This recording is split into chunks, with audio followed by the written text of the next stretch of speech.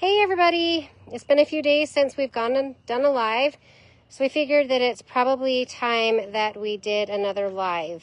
I wanted to start off tonight with our sponsors. I have never felt so much love and felt so blessed. I honestly can say that I have had quite the experiences this week with our sponsors. It has been neat to see that some of our sponsors have had nothing and gave so much. I just want to say how grateful I am to them and how blessed I am for our sponsors. Without our sponsors, we wouldn't be able to make this possible. So I just want to say thank you again to our sponsors, not only for what they've been able to donate, but for the great conversations that we've had this week and last week, and the great friendships that we've built. There's been so many that we've had the opportunities to just sit and BS, and it's been amazing. And to be able to pay it forward, I've paid it forward to some amazing people as well. But we'll get into that later as well tonight. So let's get started on showing what sponsors we have and go from there. So I'm going to start off tonight with a very special sponsor. I got to visit with this amazing group. They're called the Moto Works. If you guys have anything that you need worked on or just want to go in and talk motorcycles, please go see these guys. These guys are amazing. I sat and watched the owner work with somebody today, and the guy was just like, I don't care the price, just fix my bike. And the owner sat on his computer, I kid you not, for 20 minutes and got this guy the best price possible. So go check his shop out. And then we have Baker's Diesel. If you have any diesel needs, go check them out. They can fix your truck, get it back on the road. They are an amazing group as well. We also have Aztec Highway. Oh, and then this one flipped over because of the wind tonight. And then we have this amazing young man, Kenny, who donated a haircut. What a great young man. And then we also have Skin It Tattoo and Piercing, who donated a piercing. And then we had the, oh, I left her card over here, but she's donated to us every year. It is the Craft Shop that is on 25th Street, who donated this Stanley. She has got the most fun things in her store, so you guys need to check her out as well. And then we also have my friend Chad, who owns Superior Computers, who donated this projector and some fun swag as well. And then we have Bermuda Tongue-Tied Golf Course, who donated 4 gift cards for 18 holes and a cart. And then we have the Blush Beauty Company that donated hair products.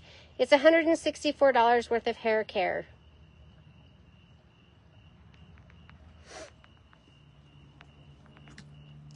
And we have our friend Lane, who is an amazing welder, who made this piece. We also have another piece that Lane made, and we'll show that in just a moment.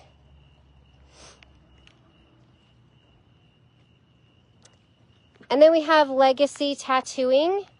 You guys, they are an amazing group.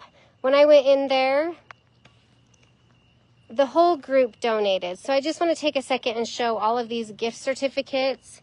Here's one for 200, 150, another 150, another 150, Here's another one for 150. Here's another one. Another 150 and another 150. This group is just amazing. And they also did a cash donation. I mean, they just are so awesome.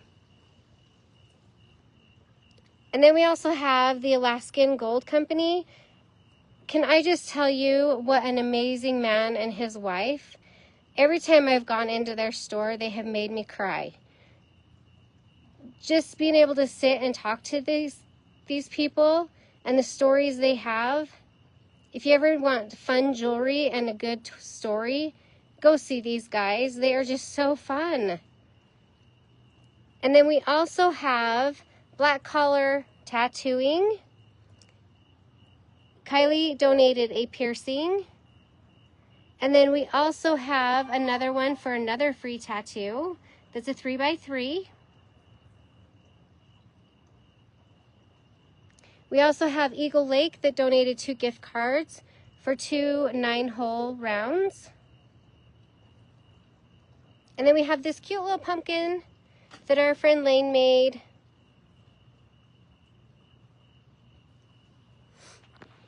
And then you guys, this is one of our good friends. It's called Numbskulls. And this is one of the ones that I talk about that they really had nothing to give, but this is what they pulled together for us. $50 cash donation, a $50 gift card. They restored this Nintendo, and they put together all of these games, plus a bag. I mean, these 2 guys that own this store, what an amazing 2 men. Just down to earth and great, honest guys. So just go see them and have fun in their store. They are just great guys.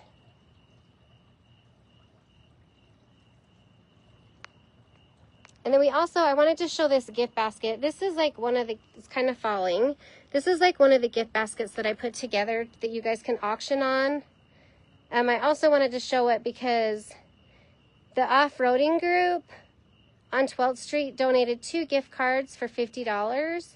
And I didn't show those yet, so I just wanted to show those off a little bit.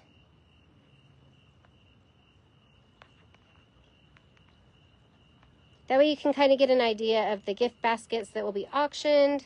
There's bigger ones, smaller ones. They will be at the car show in 3 days. There's shirts, hats, gift cards. They're just kind of fun. Again, another overview. There's more gift cards that I want to talk to you about and show to you.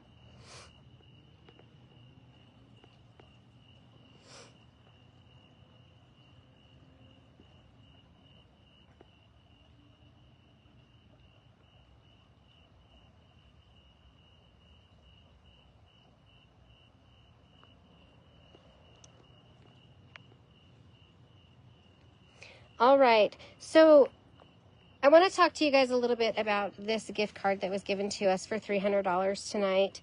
It is from the Staker Hats Company in Far West for $300.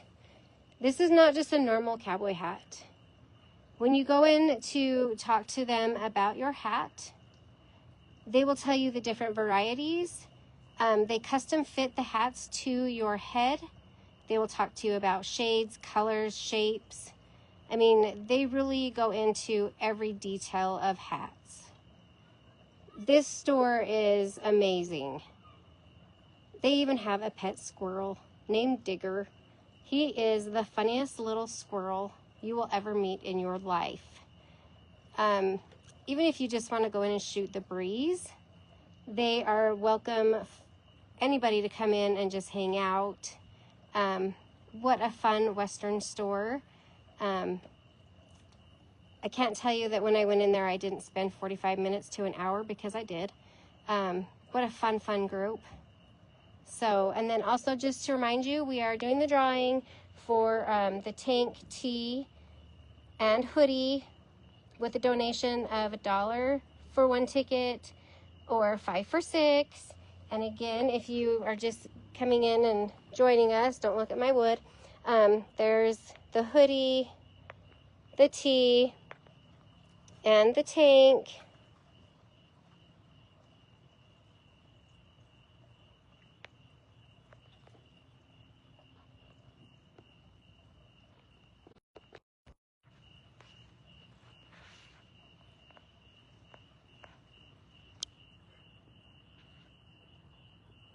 So I really kind of struggled with the topic or conversation of what we would talk about tonight. And I think that's partially of why I kind of held off on doing a live. But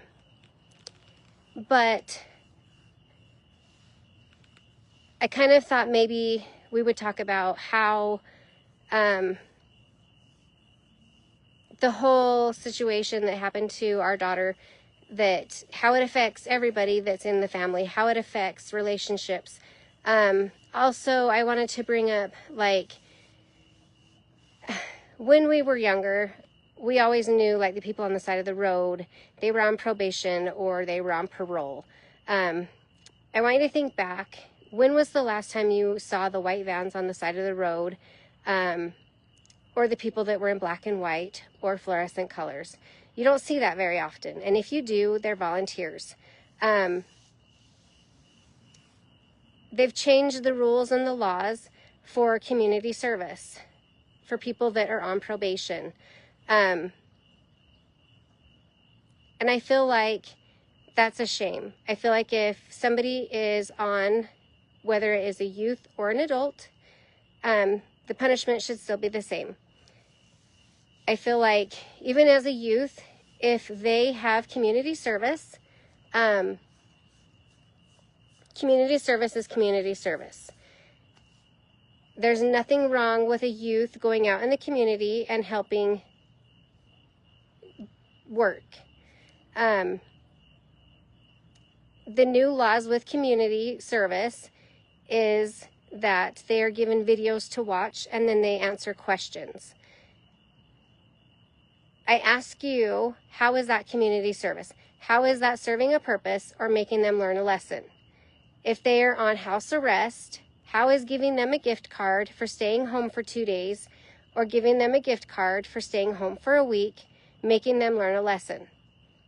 If they have an ankle monitor, for not cutting their ankle monitor off after a week or after a month, making them learn a lesson. I feel like this is just rewarding them for bad behaviors. It's not teaching them work ethics. It's not teaching them that they did something wrong and that they need to learn the lesson. It's just teaching them that they can keep going out and making bad behaviors, because if they're in the court systems, it's okay, because if they stay home for a week, they're going to get another gift card. Or it's okay, they can watch a video and write some questions or do an essay and they're going to get a gift card. It doesn't prepare them for what's going to happen once they turn 18. Because then the big world comes and they get locked in jail and they're like, this is nothing compared to when I was a youth. And I feel like it's really a shame. Because if they're going to make the decisions as a youth, they need to know it's still the same. The punishments are still the same, whether they're a youth or they're an adult. A punishment is still a punishment. Yes, it can still be wiped off their record as they turn 18 because a youth is not charged the same and it's wiped off. But if they're still on community service and they still have restitution, they still need to be responsible for that. As a youth, their crimes fall onto their parents, even if their parents are not involved in their crimes. I ask, how is that fair? If their parents are good parents and their parents have no, how do I word that? I lost my train of thought. If their parents are not involved in their crimes and have no, not understanding, they don't know their involvement or they are not aware of it. There we go. Then they should not be responsible for their child's fines. They should not be responsible for their child's punishments. Yes, they need to help be responsible to make sure their child is where they need to be. They need to encourage their child to follow the court's recommendations. But I do not feel like it should fall back onto the parent, because that child was the one that made the crime. That child needs to be the one to feel the pressure of what is going to happen next. And I feel like that is a lot of the problem with today's youth, is because they can go out and they can do all of these different things and they are not feeling the pressure. When they go to juvie, they, yes, they're locked in, but they get to watch TV, they get to do all of these fun things, and they get to play games, and it's like a free vacation away from mom and dad. There's not really any harsh punishment in the correctional facility. So again, I'm asking, what is wrong with our department? When I had a conversation once with one of the social workers at the center, she said that our government said that we were too hard on our kids, and that having them work on the side of the roads or painting fire hydrants or pulling weeds was too rough on our kids. What makes that so hard on our kids? If they are out causing havoc, how is that being hard on them? How is that teaching them a lesson?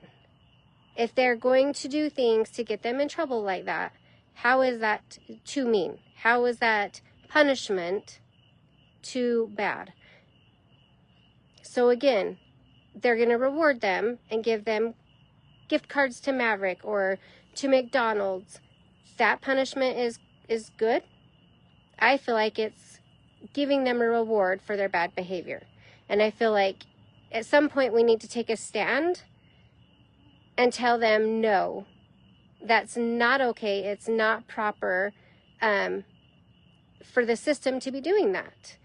Having them watch TV and answer questions instead of putting them back out and picking up trash, or helping an elderly in their yard that can't do it anymore, paying it forward to other people, doing good. That's what they should be doing. Not sitting in their own family room, not filling out a paper and saying, okay, I answered 12 questions. Do I get my gift card now? Something needs to change. And I can only tell you that I know this is true because this is what happened with our own child. The next thing is that I also feel like, even as an adult with probation, I feel like when people are trying to work with them, I feel like they use scare tactics. If somebody is truly trying to work with them, they need to work with them, not use a scare tactic to make them feel like they have to lie, to make them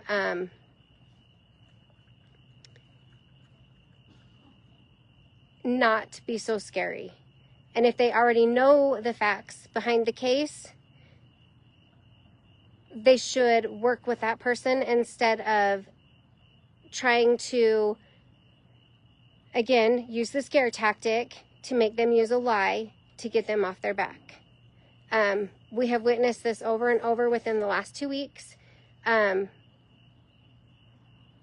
I just feel like something needs to change. If they're doing something wrong, then by all means use that scare tactic. But if they're not, work with that person. I just feel like our whole system needs a whole redo or a change or something. I kind of feel like at times people are using their badge as an ego booster against these people. And I get that there are some people that they need to be harder on than others. But I also feel like at times that they really need to know who they're working with, because there are those people that are really bad and they do need to use that pressure. But there's also ones that if they just sat down and talked to them, they don't need to use that pressure. So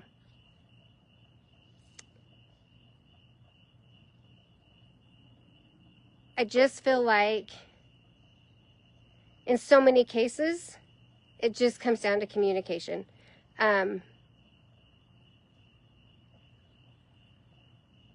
But going back to communication, how this has affected our whole family, I think that it has affected every single one of us in a different way. In relationships, in different ways. I know that every single one of us has hurt in a different way, whether it's been watching her or mean things that she has said or actions, or just watching her go through it. There's been times that we haven't been able to be around her. There's been grieving periods. So I think that anybody that has had to go through any scenario that's even close to this, it's not just the victim that goes through it, it's the whole family. And they all have to process it in their own way. And they all have to protect themselves in their own way as well. And I always like to call it the bubble. We all have to shield ourselves. We all have to do what is right for us in that moment. And it's not that in that moment we don't love each other or that we don't love her, because we've never stopped loving her. It's just that in that moment you needed that second. But I think that in any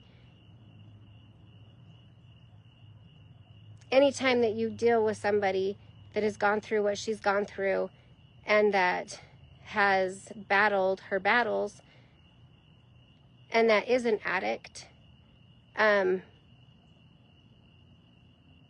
it's very hard and it's embarrassing at times. I will just flat out come and say it. And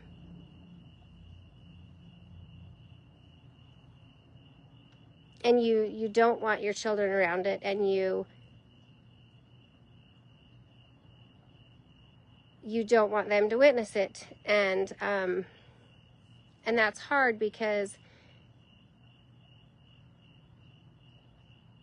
they ask questions and you don't know what to say, or if they ask, well, where is she? What do you say to that?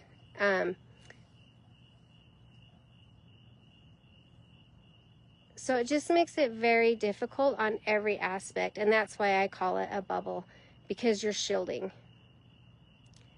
But from a mom standpoint,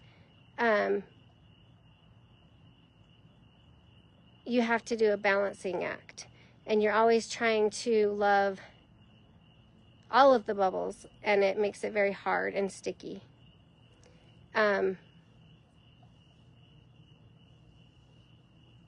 And it's tiring at times, I will say that. I like to call her my beautiful tornado, because she is so beautiful and so loving, but she can come in and it is like a tornado. But I had this conversation with one of my coworkers the other day. I guess it was a couple weeks ago. I look at it sometimes as like Mother Nature. When a tornado comes in, they have to wreak havoc on everything. But what a beautiful thing, because you can still see the top, you can still see the bottom. But what a beautiful thing, because you can start totally over. It's a brand new chapter. It's a brand new book. And you get to decide where you start, where you pick up. And that's my thing with her is she gets to decide where she's starting now. It's a brand new book. It's a brand new chapter. And what a beautiful thing that is. Because she's starting over. And what a beautiful new beginning. So, and it's hard, but what an amazing thing to have a redo. And not everybody gets that opportunity. Not everybody gets that chance to have a redo in life, a fresh start. But she does. And what an amazing thing. So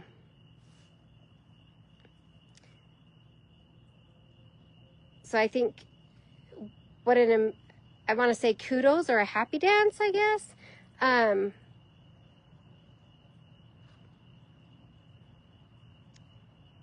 To what a dark story could have been, it's turned out to be very bright. So,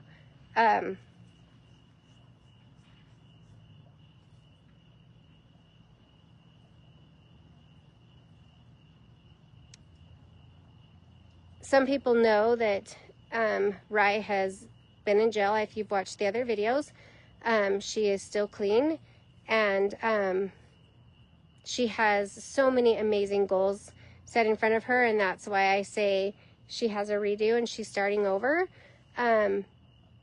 So sobriety is there, and just to hear her talk and the enthusiasm and talking about having a sponsor that she doesn't know and how great that is, and where she's going to go to AA and the program she's going to start. I can't tell you how happy that makes me. I have waited for this for years. And some people are probably thinking, oh my gosh, that is the craziest thing. Why would you be happy about that? But that has been my prayer for so long. And I have wanted that. I have wished for that. Because I can't tell you, every day I wait for that phone call that she's dead or that she's overdosed. At one point, I even planned her funeral. I called the mortuary. I'm like, you know what? I'm going to get this call. I would rather plan it now instead of when I'm going through it. Just know I won't be able to do it. So what a beautiful, beautiful thing that she has a fresh start, a redo. I will say I wouldn't wish this on anybody, because I always tell everybody the last 4 years of my life have been a Lifetime movie. It's actually been longer than that. I say that it's been a Lifetime movie because we've had events happen that, unless you've lived it, you wouldn't believe it. It's been hell in a handbasket. I'll just be flat out honest. But I go to work and I have a smile on my face and I act like nothing's ever happened. Because that's just who I am. I look at the best in everything and everyone, and I want the best for everybody. And I hope that everybody can see that, and same for my daughter. And it's just like, I hope that everybody can pick one thing out of their day and see the best in it, or do something for somebody, even if they don't know that person, even if it's buying them a cup of coffee, or helping somebody across the road if they can't buy them a cup of coffee, or opening a door. Try to make somebody smile every day, because you never know what they're going through. And And you never know, like I say, like they're not invisible. Because when Rye was gone, I always try not to say her name, but I always end up slipping, so forgive me for that. But when she was gone, I can't tell you how many times she talked to police, even with missing flyers everywhere, and it was like she was invisible.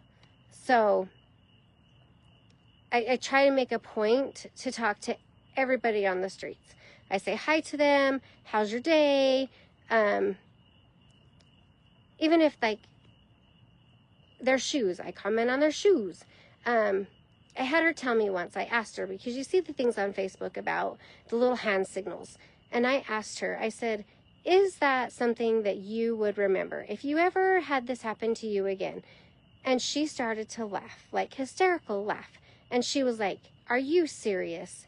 Do you really think if you're in that situation, you're gonna remember a hand signal? She said, hell no. You're not gonna remember that. And she said, honestly, she said, they have you so freaked out that you even say anything or try to signal help? Like, no. Heck no. She said the only way that you could get help is during a conversation. So if you're having a conversation with somebody and they're acting weird, that is the only way you will know, truly know, is if somebody needs some help. So I encourage you, talk to people on the streets, comment on their shoes, comment on their hair, visit with people. I can't tell you how many different homeless people I have talked to, or I've just given them a gift card that was given to me to get them some coffee, or vice versa, like food or whatever. And yes, it's scary, but once you start to do it, you realize it's not so bad. They're just people in bad situations. Yes, I lock my doors, of course. I'm not going to be that silly. But they're just people. They're people that need love too. And they're people that are just in a bad ordeal. So I encourage you to do something nice for somebody. Pay it forward. Because at one point, that was my kid out there. That was my kid sitting on the corner. And for all the people that helped her out, I can't praise you enough. I can't tell you how thankful I am. I can't give enough thanks. Because Lord knows I will never probably know who you were. And I hope one day they see this video. I hope one day they know how thankful I am. Because there's been times that we went for rides and she said, see that corner right there? I slept there one night. Or see that place right there? I was there one night. And I can't tell you from a mom's standpoint, that breaks my heart. My whole soul shatters when she does that. But it happens, and it's true. It happens every day.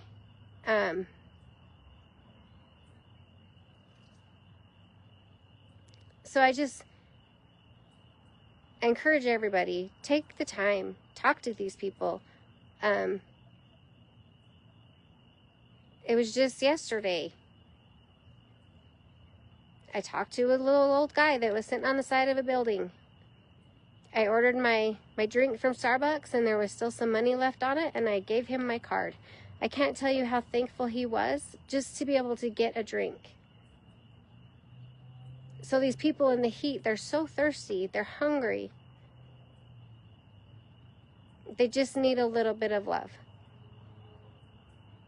So that is my challenge to you until we see each other again. And I want to get more conversations on here instead of everybody just watching me flap my mouth. Because the last time I asked, what are you grateful for? What do you take for granted? Instead of us just doing it in like November for Thanksgiving, I I want to know what it is. Comment. Let's talk about it.